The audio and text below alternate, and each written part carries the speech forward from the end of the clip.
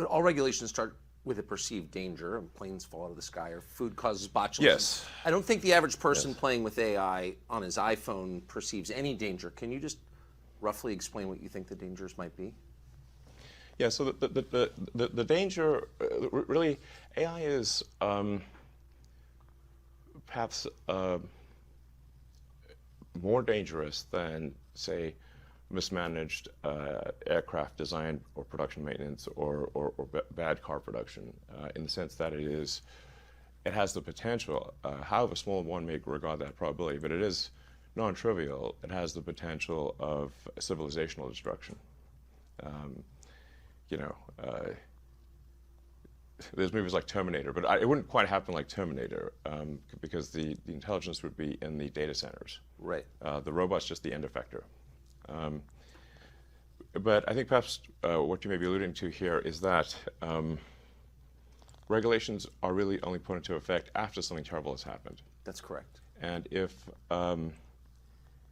that's the case for AI, and we only put in regulations after something terrible has happened, it may be too late to actually put the regulations in place. The AI may be in control at that point.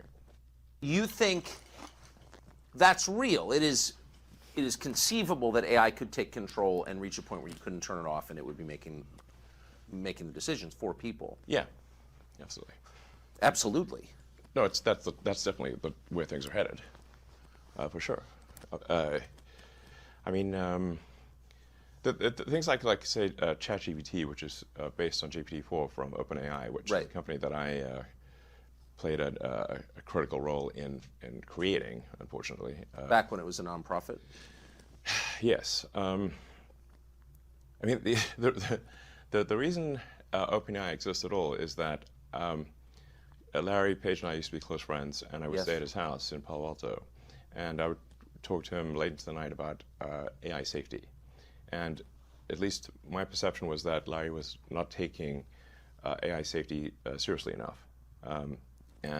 What did he say about it? He really seemed to be wanted sort of digital superintelligence, basically digital God, if you will, as soon as possible. He wanted that? Yes. He's made many public statements over the years that the whole goal of Google is what's called AGI, artificial general intelligence, or artificial superintelligence. And I agree with him that there's great potential for good, but there's also potential for bad. And so if you've got some radical new technology, you want to try to take the set of actions that maximize the probability that it will do good and minimize the probability it will do bad things. Yes. It can't just be hell for leather. Let's just go, barreling forward and, hope for the best. And then at one point, I said, well, what about, we're going to make sure humanity's okay here. And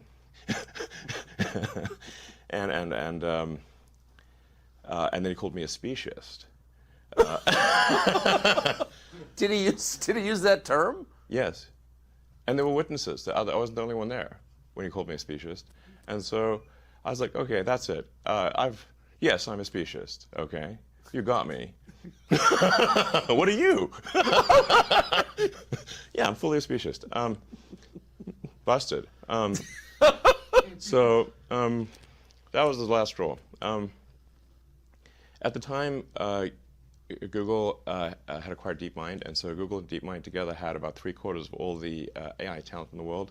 They obviously had a tremendous amount of money and more computers than anyone else. So I'm like, okay, we have a unipolar world here, where there's just one company that has close to a monopoly on AI talent and computers, like scaled computing, and the person who's in charge doesn't seem to care about safety. This is not good. So then I thought, okay, what's the furthest thing from Google would be like a non-profit that is fully open, because Google was closed for profit.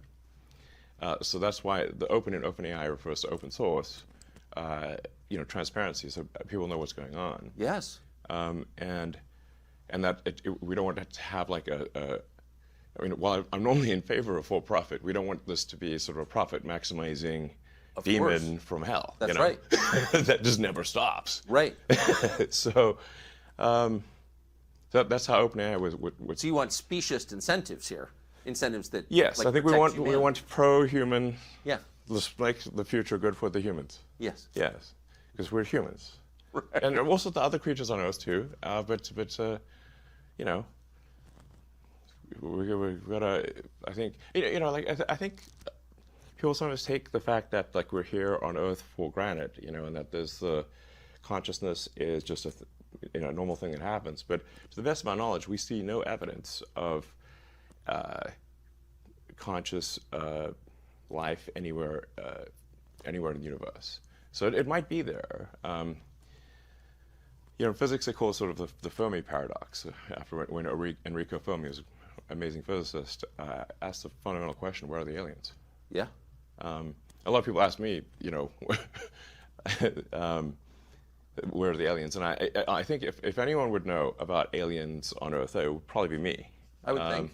Yeah, I'm very familiar with space stuff. And I've seen no evidence of aliens. So I would immediately tweet it out. This is split second. That would be like one of the all-time, probably the top tweet of all time. I found one, guys. It's a jackpot. There's some 8 billion likes, Next level jackpot if you find the aliens. Like, I don't think they're keeping this under, and it was like some general, I think in the 60s, who where they were saying like, show us the aliens, like Area 51, etc. And he said like, listen, we are constantly trying to get the defense budget to expand. And you know what would really get no arguments from anyone? If we pulled out an alien and said, we need money to protect ourselves from these guys. How much money do you want? You got it. They look dangerous. So the fastest way to get a defense budget increase would be to pull out an alien, We're like, yeah, I mean, that could be the invasion fleet, it could be arriving any minute, who knows?